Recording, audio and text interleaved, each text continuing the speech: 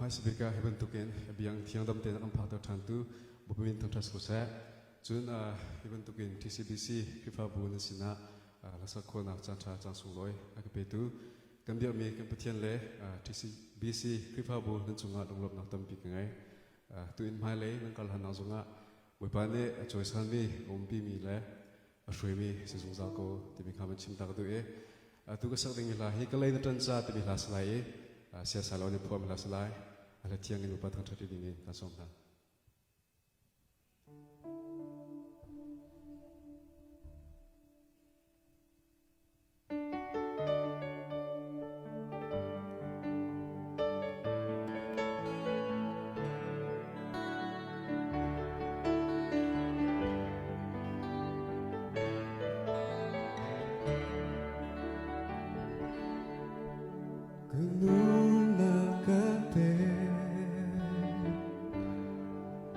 Poi paneggiano che tu si seca nel caso e le zanzare fazzine a ciambao mi canoni mi danno filo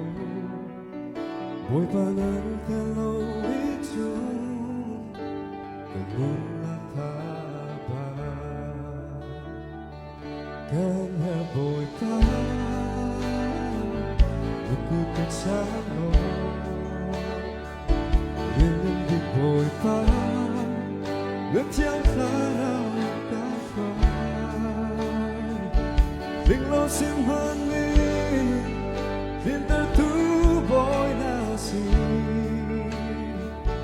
Kalay na tanta Alam na kami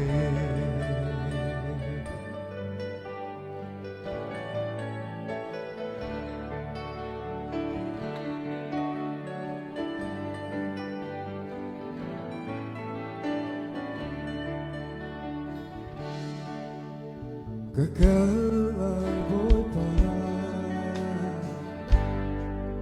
Nangyalang dong Sisekan kaso Sudah tangan lokan Ada kami kaluni Orang boleh pantel kau Boy pandan telau itu Nakazan alo Dan boy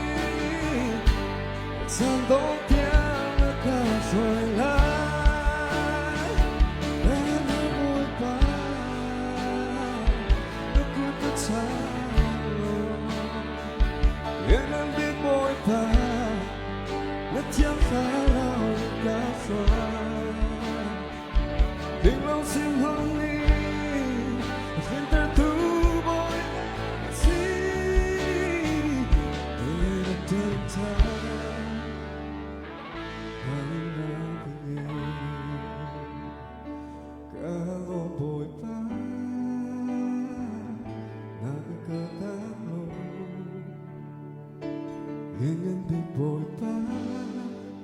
Nakaumpi zunzako Visualize mali Ngatiam tu boy nasi